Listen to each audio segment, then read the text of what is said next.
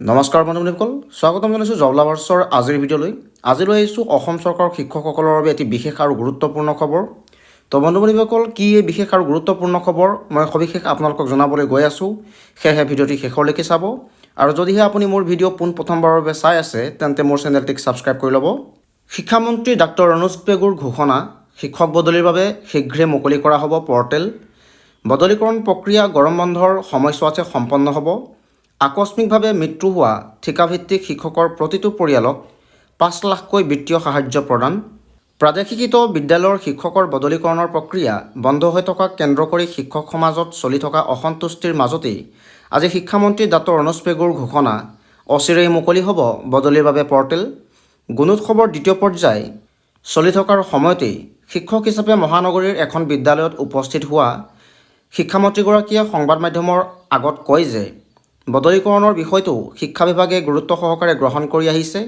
ইতিমধ্যে ৩৬,০০০ শিক্ষকৰ বদলীকৰণ সম্পন্ন হৈছে। আনহাতে বদলীকৰণৰ বাবে যিসকল শিক্ষকে অপেক্ষা কৰি আছে তেওঁলোকৰ বাবে অহা গৰম বন্ধৰ সময়ছোৱাত এই পৰ্টেল মুকলি কৰা হ'ব। সেই সময়ছোৱাতেই পৰ্টেলৰ জৰিয়তে বদলিৰ বাবে আবেদন কৰিব পাৰিব শিক্ষকসকলে।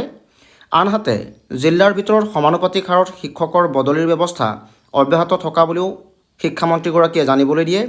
ইফালে গুণোৎসৱ চলি থকাৰ মাজতো বহু বিদ্যালয়ৰ শিক্ষক নথকা বিষয়টোক লৈ যথেষ্ট চৰ্চা হোৱাৰ প্ৰসংগত শিক্ষামন্ত্ৰীগৰাকীয়ে কয় যে বিদ্যালয়ত শিক্ষক নথকা বিষয়টো জিলা আয়ুক্তসকলক অৱগত কৰা হৈছে আৰু তাৰ ব্যৱস্থা ল'বলৈও নিৰ্দেশ দিয়া হৈছে। মন কৰিবলগীয়া যে অনিয়মীয়াভাৱে বিদ্যালয়ত উপস্থিত থকা তথা মধ্যাহ্ন ভোজন শিক্ষাৰ্থীৰ পোছাকলৈ সকলোতে অবাধ দুৰ্নীতিৰ অভিযোগ উঠা ধুবুৰীৰ ধৰুৱাৰ চৰ পাব্লিক হাইস্কুলৰ প্ৰধান শিক্ষক আয়ুব আলীক গুণোৎসৱৰ মাজতেই নিলম্বন কৰা হৈছে। শিক্ষামন্ত্ৰীগৰাকীয়ে আজি শেহতীয়াকৈ বিদ্যালয় ইউনিফৰ্মক লৈ ব্যাপক কেলেংকাৰী হোৱা বুলি অসম জাতীয় পৰিষদৰ সভাপতি লুৰিণজ্যোতি গগৈয়ে তোলা অভিযোগক নৎসাৎ কৰি কয় যে মুকলিকৈ নিবিদা হোৱাৰ প্ৰক্ৰিয়াত অনিয়মৰ প্ৰসংগ থাকিবই নোৱাৰে।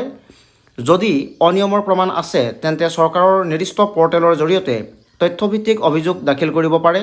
লুৰিণজ্যোতি গগৈৰ নাম উল্লেখ নকৰাকৈ শিক্ষামন্ত্ৰীগৰাকীয়ে এই ক্ষেত্ৰত নিবিদা লাভ নকৰা একাংশ অসন্তুষ্ট ঠিকাদাৰৰ মন্তব্যক ৰাজনৈতিক নেতাই ৰাজহুৱা কৰিছে বুলিও কটাক্ষ কৰে। শিক্ষামন্ত্ৰীগৰাকীয়ে ইয়াকো উল্লেখ কৰে যে প্ৰাথমিক পৰ্যায়ত প্ৰতিখন বিদ্যালয়ে শিক্ষাৰ্থীৰ ইউনিফৰ্ম ক্ৰয় কৰিব পাৰে। সমগ্ৰ শিক্ষা অভিযানে পোনপটীয়াকৈ বিদ্যালয় পৰিচালনা সমিতিৰ বেংক একাউণ্টত ইউনিফৰ্মৰ বাবে পইচা জমা কৰে আৰু সেই পুঁজিৰে পৰিচালনা সমিতিয়ে ইউনিফৰ্ম ক্ৰয় কৰিব পাৰে। মাধ্যমিক পৰ্যায়ৰ শিক্ষাৰ্থীৰ ইউনিফৰ্মৰ পুঁজি ৰাজ্য চৰকাৰে ব্যয় কৰে আৰু ইয়াৰ বাবে নিবিদা আহ্বান কৰা হয়। সেয়েহে নিবিদাক লৈ ঠিকাদাৰসকলৰ মাজত প্ৰতিযোগিতা চলে আৰু নিবিদা লাভ নকৰা একাংশ ঠিকাদাৰে বিভিন্ন ধৰণৰ অভিযোগ উত্থাপন কৰে। এনে অভিযোগকেই একাংশ ৰাজনৈতিক নেতাই আওৰাই থকাটো দুৰ্ভাগ্যজনক। শিক্ষা বিভাগৰ প্ৰতিটো নিবিদা অনলাইন হয়। শিক্ষামন্ত্ৰীয়ে ইয়াকো জানিবলৈ দিয়ে যে শিক্ষাৰ অধিকাৰ আইনৰ অধীনত ক শ্ৰেণীৰ পৰা অষ্টম শ্ৰেণীলৈকে সমগ্ৰ শিক্ষা অভিযানে বিনামূলীয়া পাঠ্যপুথি যোগান ধৰে। আনহাতে নৱম আৰু দশম শ্ৰেণীৰ পাঠ্যপুথি ৰাজ্য চৰকাৰে বহন কৰে। প্ৰাদেশিকৰণক লৈ পুনৰবাৰ একাংশ শিক্ষকে প্ৰতিবাদ আৰম্ভ কৰাৰ প্ৰসংগতো আজি শিক্ষামন্ত্ৰীগৰাকীয়ে স্পষ্ট কৰে যে শিক্ষকৰ ন্যায়সংগত দাবীসমূহ পূৰণৰ ব্যৱস্থা কৰা হ'ব। এই ক্ষেত্ৰত কেবিনেট উপ সমিতিয়ে সমগ্ৰ বিষয়ৰ পৰীক্ষা কৰিব আৰু যদিহে প্ৰাদেশিকৰণৰ বাবে কোনো বিদ্যালয় যোগ্য বুলি বিবেচিত হয় তেন্তে নিশ্চিতভাৱে প্ৰাদেশিকৰণ কৰা হ'ব। উল্লেখ্য যে আজি শিক্ষামন্ত্ৰী ডাক্তৰ অনুজ পেগুৱে আকস্মিক মৃত্যুবৰণ কৰা 11গৰাকী ঠিকাভিত্তিক শিক্ষকৰ পৰিয়ালক ৫ লাখকৈ টকা সাহায্য প্ৰদান কৰে। অসমৰ সমগ্ৰ শিক্ষা মিছন কাৰ্যালয়ত এই উপলক্ষে আয়োজিত এক অনুষ্ঠানত শিক্ষামন্ত্ৰীগৰাকীয়ে মৃত্যুবৰণ কৰা ঠিকাভিত্তিক শিক্ষকসকলৰ পৰিয়ালক আৰ্থিক সাহায্য প্ৰদান কৰাৰ লগতে শিক্ষকসকলৰ অৱদানক স্মৰণ কৰে। এই অনুষ্ঠানত সমগ্ৰ শিক্ষা মিছন সঞ্চালক ডক্টৰ ওম প্ৰকাশৰ লগতে কেইবাজনো শীৰ্ষ বিষয়া উপস্থিত থাকে।